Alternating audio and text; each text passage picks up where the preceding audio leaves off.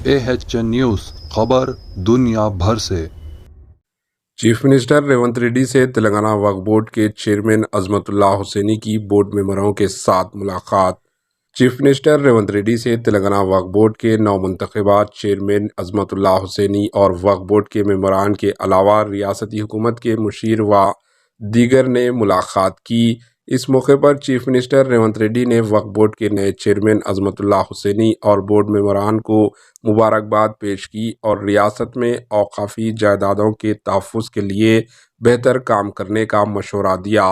बताया जाता है कि चेयरमैन वक्फ बोर्ड अजमतुल्लाह हुसैनी ने चीफ मिनिस्टर रेवंत रेड्डी से ख्वाहिश की कि वो इनके ओहदे के जायज़े तकरीब में शिरकत करें जो 21 फरवरी को मुकर्रर है। Bureau report AHN news. AHN news को लाइक करें, शेयर करें और सब्सक्राइब करना ना भूलें।